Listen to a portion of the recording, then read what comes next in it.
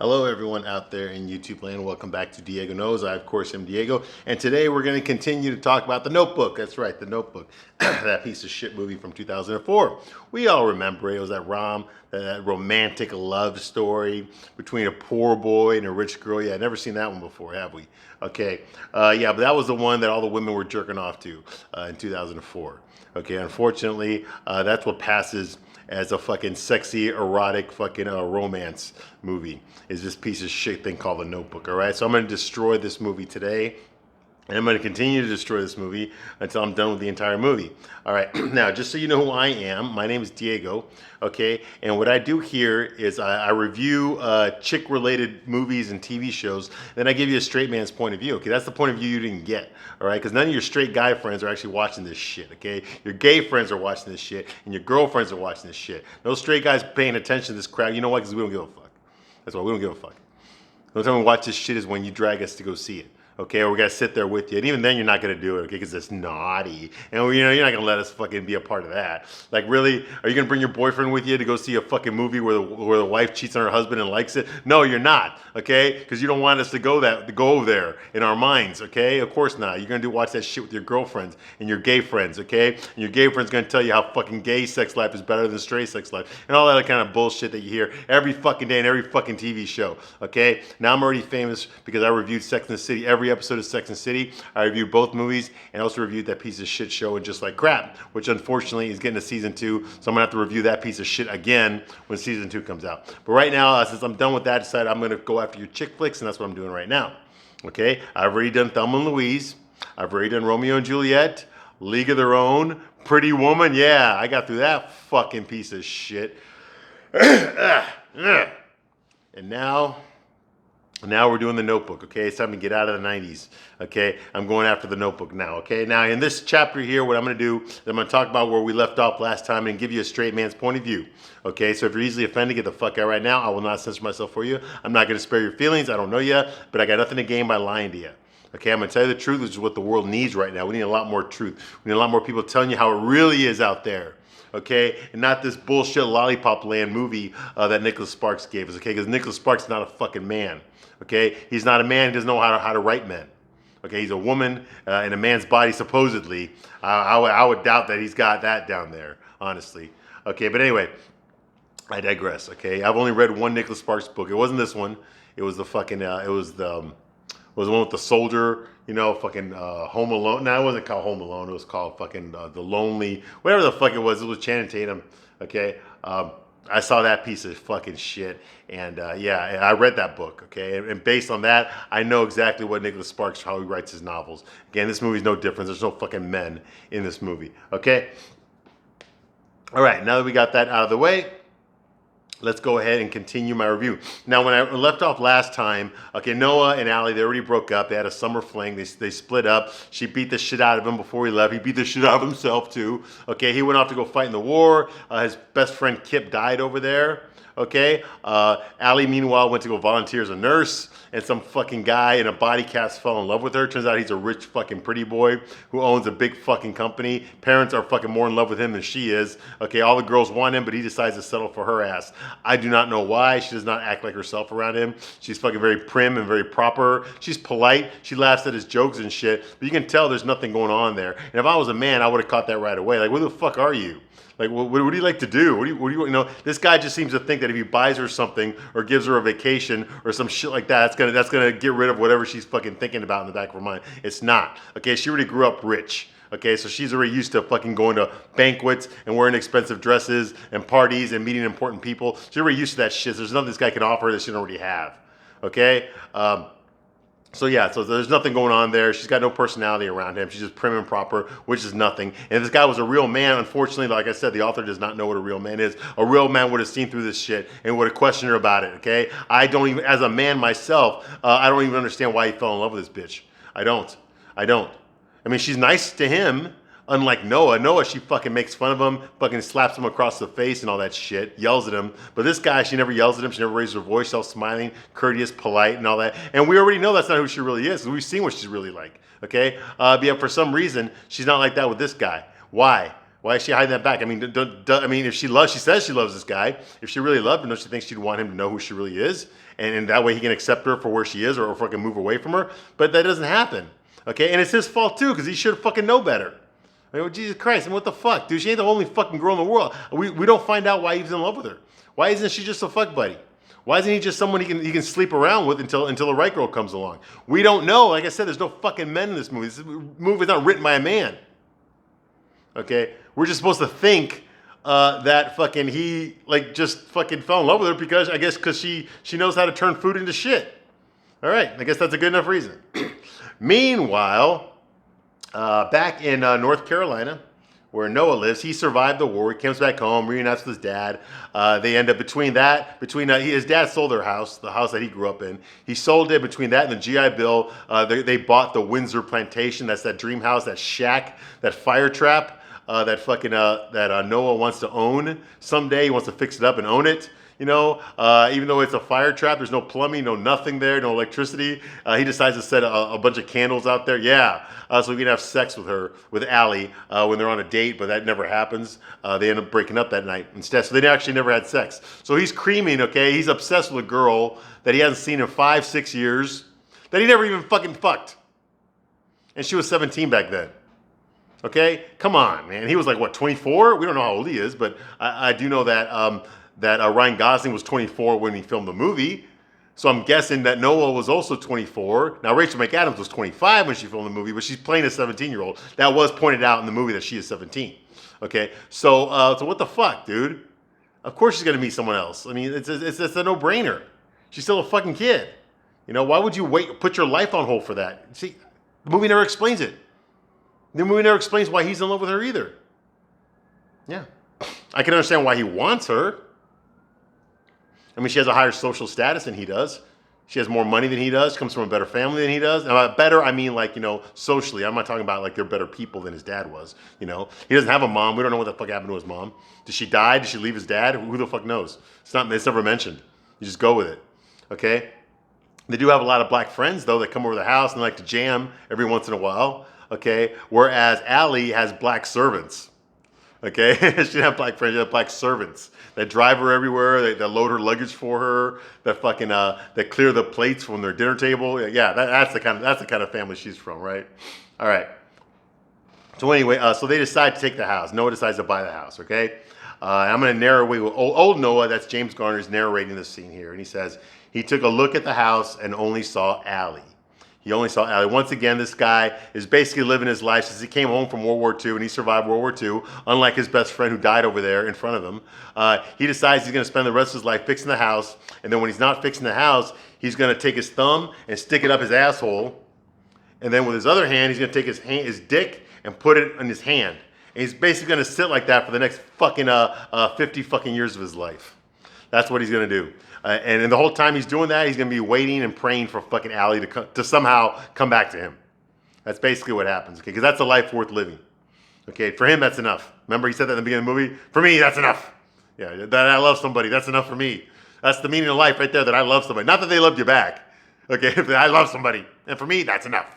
You know, fuck you, dude. Fuck you. You know what the fuck love is either, you old fart. I swear to you, this is the kind of bullshit I'm talking about. What if it was reversed? What if it was reversed? What if it was the husband that had the fucking Alzheimer's and it was the wife that was sacrificing her freedom in the outside world to live in a fucking nursing home so that she could fucking read to her husband every day? Do you really think she would say some shit like that in a chick flick? The only purpose in life is to love a man. That's it. Nothing else. Like, how would that follow? How would that go well with the fucking female viewers? Yeah, probably not very well. Okay, and I'm pretty sure a strong woman like Gina Rollins would refuse to do that fucking movie, don't you think? Exactly. All right, so that's going on here. He says he took a look at the house and only saw Allie. He would rebuild the old house from the ground up. When he went to Charleston, North Carolina, to get the building plans approved, yeah, he took the bus there, fate stepped and dealt him a sweet card. Okay, now during that narration, what that means is that Noah gets on the bus and goes to Charleston, North Carolina, the capital of North Carolina. I used to live in North Carolina, I know. Okay, to get the building plans approved. You can't just rebuild a house. You got to get it approved by the state and pay whatever fee there is. So while he's sitting there on the bus with his luggage, he's got the plans there, he looks out the window and he sees Allie. Now, he hasn't seen her in 5-6 years, right?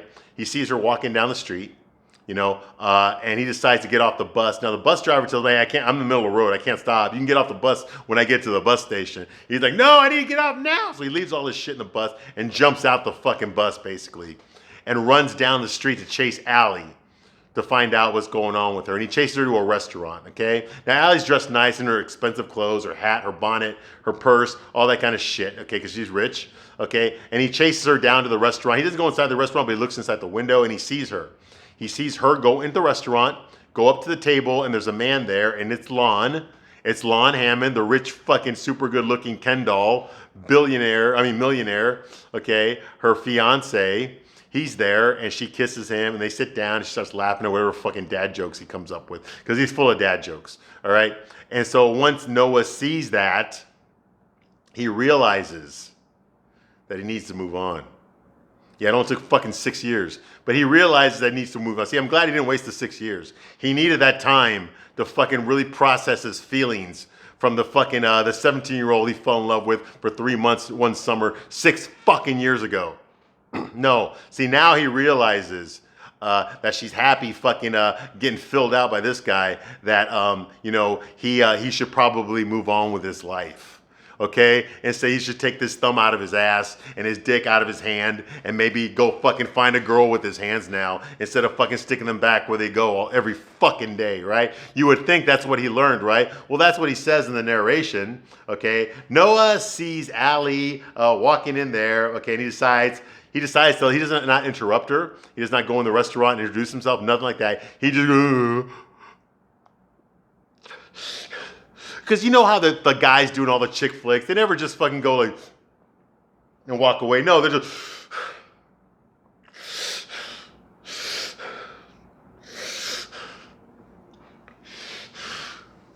yeah, they always do it like that.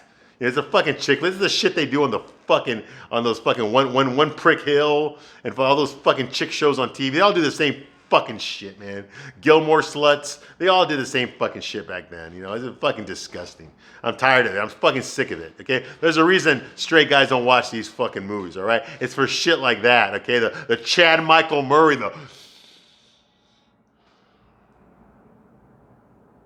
what the fuck is that? Is that a fucking French film? Get the fuck out of here with that bullshit. Anyway. So yeah, so he decides to walk away and give her up. All right, bull fucking shit. You think he's gonna give her? Fuck no, he's not gonna give her up. There'd be no fucking movie if he gives her up. Now that's sort of realistically, that's what a guy would do. I mean, if that was me, it has been me. Okay, I'm gonna straight up be honest with you. Okay, this has been me.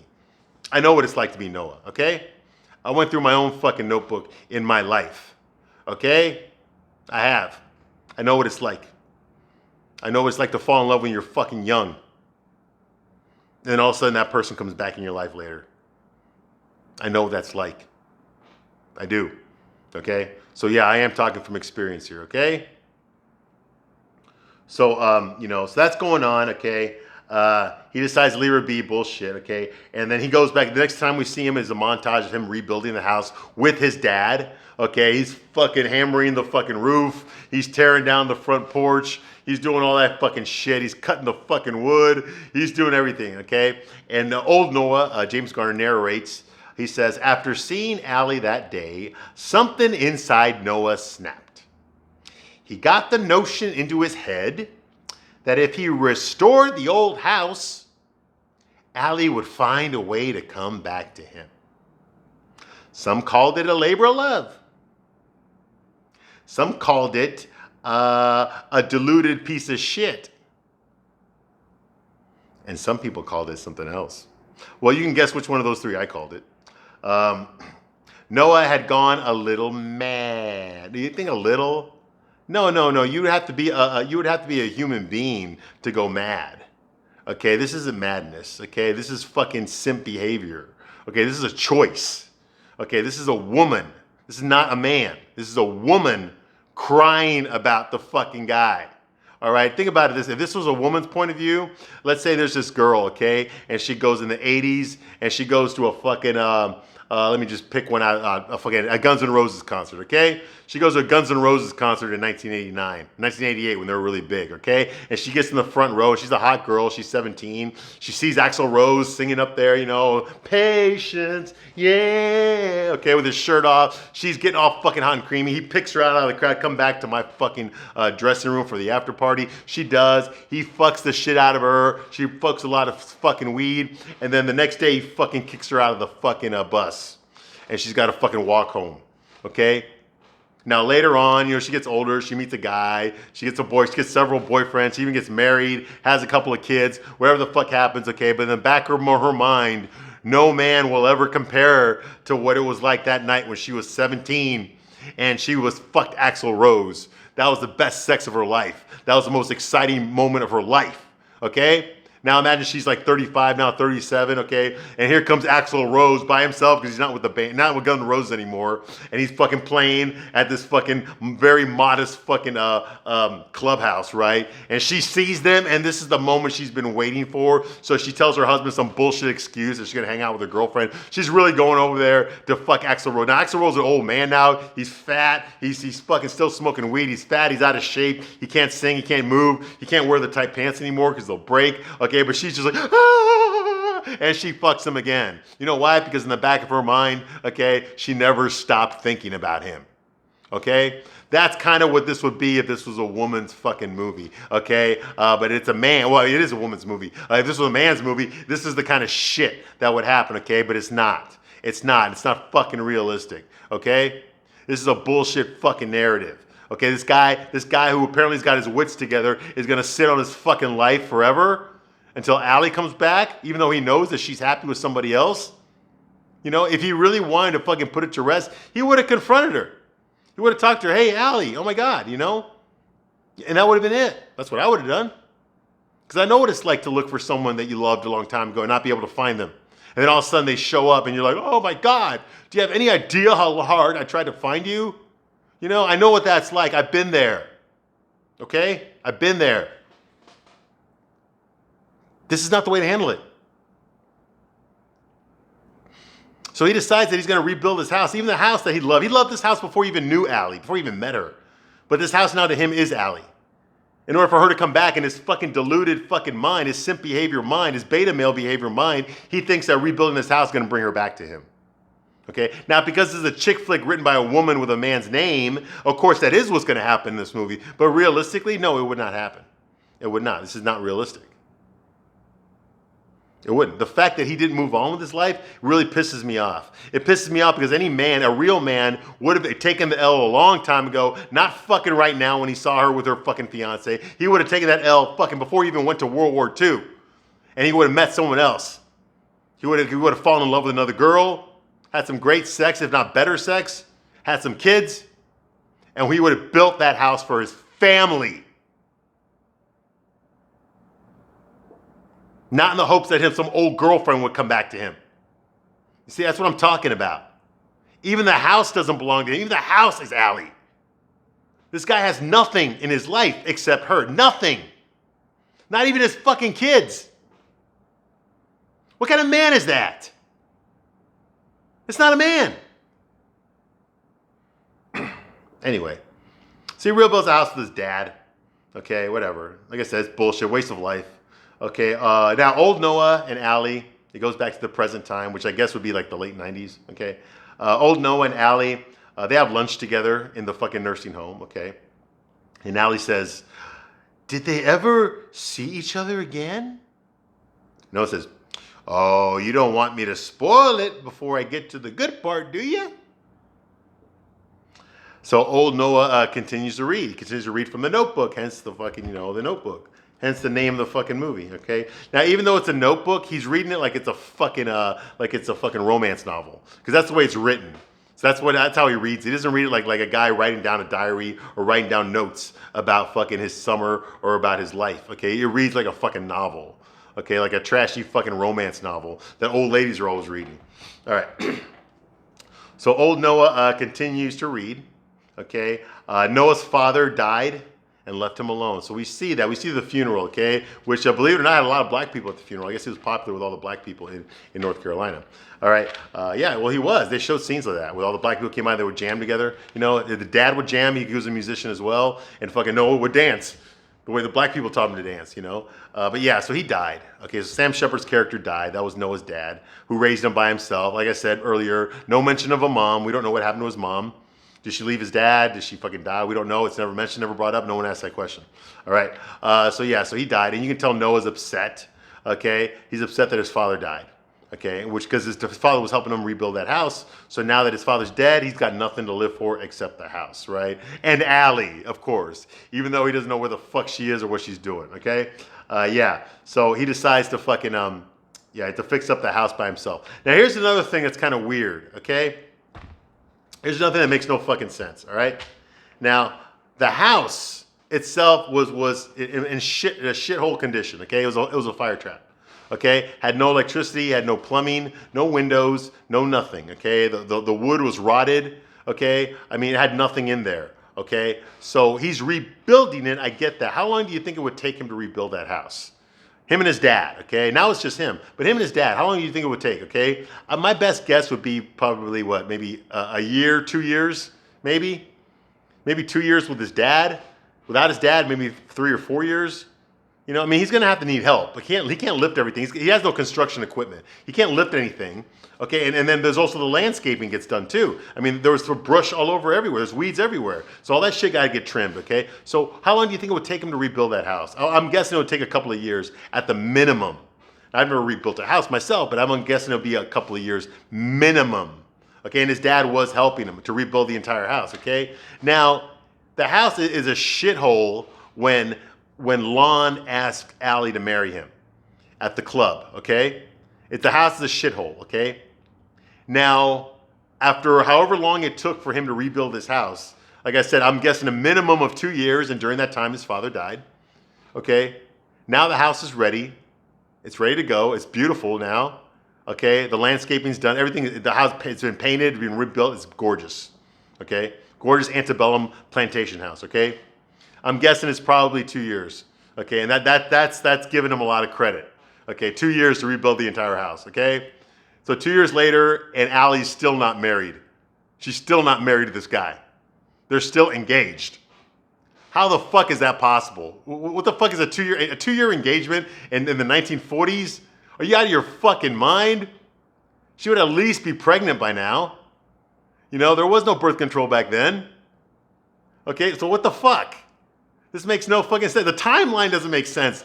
Okay, if they were only engaged for 6 months, how can he rebuild an entire house in 6 months? You can't. You can't. That makes no fucking sense. You see what I'm talking about? It's the logistical shit like this that pisses me off, man. It's not realistic. God damn, man. Ugh, I need this. All right. All right, so moving right along. He does all that shit, okay? And, yeah. Okay, so yeah, his father died. So Noah's father died, okay. So now we see a montage of Noah fixing the house by himself now, okay? No help, okay? And we listen to some fucking good jazz music while he's doing it. It's just a montage, all right? He finally does finish the house. He finally does finish it, okay? And of course, once he finishes the house, he gets shit-faced drunk. He does. He gets shit-faced drunk and he poses for pictures for like the local newspaper and stuff with him drunk out of his fucking ass, okay, fucking unshaven, you know, in his blue-collar clothes with his long fucking hair, which was long for the 1940s, okay? Come on. That hair from like the 90s, okay? And he's wearing it, and it's supposed to be 1946. Get the fuck out of here. And unshaven the way he is. Guys did not look like that. They sure as fuck did not pose for pictures that way, okay? In the 1940s, okay? That's bullshit. But just go with it, right? Just go. The whole movie asks you just to go with it, all right? So he posed for a picture in front of the house, okay, for the local newspaper, okay? He decides to get shit-faced drunk for the next 10 days. That's what the narrator says. For the next 10 days, he's fucking shit-faced. He goes on a bend, okay? On a binge, okay? 10-day fucking, I'm going to get shit-faced binge, okay? Walking around drunk out of his ass. He's drinking something, okay? And he contemplates, he thinks about setting the whole fucking house on fire. Yes, you see, this is what I'm talking about, okay? This guy has nothing in his life, okay? He built this house not for himself, not for his family. He doesn't want a family. He doesn't want to fall in love. He doesn't want to meet anybody. He doesn't want to improve his life. He built his house for a phantom girlfriend. And now that he's done and she didn't show up, fuck it, I'll just burn it. Fuck this, you know? Why don't you just fucking kill yourself while you're at it, okay? Just go ahead and commit suicide. Because that's what you're doing every fucking day, okay? Believing it on a fucking pipe dream. Okay, you've done something here. You built a fucking house. And rather than be proud of yourself, you would rather cry over Allie still? Like she's the only fucking girl in the world? What kind of message does this send? Hey, you single moms out there, is this the kind of shit you want to teach your fucking son? Is this the kind of shit you want to do? I know I don't. People come and go, yeah, and sometimes it fucking hurts. But you still got a responsibility to yourself. Christ, man, what the fuck? You see now why I don't want, I hate it when guys watch shit like this and think they're gonna learn something. You ain't gonna learn a goddamn fucking thing, except how to hurt yourself. This is bullshit. All right. So he thinks about setting the house on fire. Obviously he doesn't do it. Then he decides to sell the house. Yeah, all that work for nothing. He ain't even gonna keep it. Okay, so of course he gets a lot of offers. I mean, the house is beautiful. He did a great job. He gets a lot of offers, but he rejects all of them for no reason. He just doesn't feel like taking their money. At one point, a man offers him 50 grand for the house. You gotta remember, this is the 1940s. Offers him 50 grand, which is 5 grand more than what Noah was asking for it. So instead of being flattered, instead of thanking him, instead of thinking about that, hey, an extra 5 grand on top of what I asked. Instead of doing all that, he decides to go get a shotgun and start shooting at this guy. Okay? Because how dare he offend him by overpaying for a house? You know, the reason he says the excuse is that only a crazy man would offer me 5 grand more than what I'm asking for, and I ain't gonna sell my house to no crazy motherfucker. Boom! First of all, you go to fucking jail for that. You go to fucking jail for shooting a shotgun at a human being. Does he go to jail? No, he doesn't. No, he doesn't. Of course not. Of course not. This is just his way of proving how much is Allie. You want me to sell Allie? Fuck you. Yeah, see what I mean? This is bullshit. This is bullshit. This guy has no fucking life. He's not even a real person. God damn it, lady. Would you want to marry a guy like this who doesn't give a shit about himself? How's he going to give a shit about you? He doesn't give a shit about himself. How's he going to give a shit about his fucking kids? When at the drop of a hat, he'll kill himself for a bitch. At the drop of a hat. Why? So easy, so ready to die for somebody, but he won't live for anybody. Much less himself. What kind of message does that send? Anyway. That goes on here. He goes rowboating every day because, I guess exercise is fun. He goes in the swamp on the rowboat, the whole fucking, daydreaming, and jerking off. And one thumb up his ass, one other dick in his hand, the other hand. Okay, he does that every morning. And then he meets the girl. Ooh, now we're getting somewhere. Oh my God. You mean you didn't just fucking sit around this whole time with your fucking thumb up your ass? No. Apparently he met some local girl who's a widow. Okay, her husband died in the war. And he's been fucking her. Well, good for you, man. Good for you, man. It's about time you started acting like a fucking man. I mean, Jesus Christ. I can't believe it's only one. Okay, if this had been me, I would have dated several girls. I would have given up on Allie a long time ago. I would have been trying to find another girlfriend. Because obviously, this character of Noah needs love in his life. He needs that. That's what keeps him going. Nothing else does. The love of a woman is the only thing that keeps him going, that gives his life meaning. So it makes sense that a man like this would be looking for that. He would be actively looking for love to give his life meaning. He ain't doing that. He ain't doing that. It's not realistic. Now he's got a woman. He's actually got a fucking female. She's pretty too. He's got a girl there. They're just fucking, pumping out. And he's treating her like a fucking, like she's nothing. This girl's pretty. I can understand, if she was a whale or something, because sometimes you got to harpoon the whale. I get that, okay? But no, she's not. She's pretty. What? And she's obviously into him. So he's got this army widow. Her name's Martha Shaw. At least that's probably realistic, although realistically he would have been dating a lot more women than just her. Okay? And there's no way in hell a guy who fucking needs love so badly in his life that he can't live without it, a guy like that would have fallen in love a long time ago if this was being realistic. Okay? Because I have met guys like this, okay? A guy like that would have fallen in love with somebody else. Okay, he would have let Allie go a long time ago. It might have been really hard. He might not have done it until he found somebody else. But once he found another woman, once he fell in love with another woman, he would have fucking put Allie somewhere in the corner of his mind and locked it up and kept it there. Okay, that's what realistically would have happened. And he would have been happy with this other woman. Okay, but you can't show that in this movie. You know why? Because it's a fucking chick flick. That's why. Written by a fucking woman pretending to be a fucking man. That's why. And in that one, the guy always has to suffer. That's a good thing that he wastes his fucking life. He does it to himself. That's what pisses me off. Anyway. So he's fucking the widow. Now she wants to do stuff with him. Okay, she wants to go out with him. She wants to go shopping with him. She wants to go to the lake. She wants to go swimming. She wants to do all this fucking shit. He's like, I don't want to go next week. I don't want to go. I ain't gonna do it now. He doesn't give a shit about her. Okay, which is obvious. Okay, and she obviously wants something from him. She wants a commitment. So she wants something. Like she wants meaning to their relationship. He doesn't want to give it to her. So bitch, why are you still fucking him then? Well, I know why you're fucking him. Okay, believe it or not, I do understand her. Okay, I understand Martha. At least right now I do. Later on I won't. But right now I understand her. Okay, this is actually the kind of guy that's attractive to most women. Believe it or not. The guy that really just fucking, you're very melancholy. Very nonchalant, He likes you, but, he ain't fucking going, he ain't jumping over the moon for you. That kind of thing, And I've had relationships like that too, And for some reason, the women they always want you more when you're like that. When you're giving it your heart and soul, I love you so much.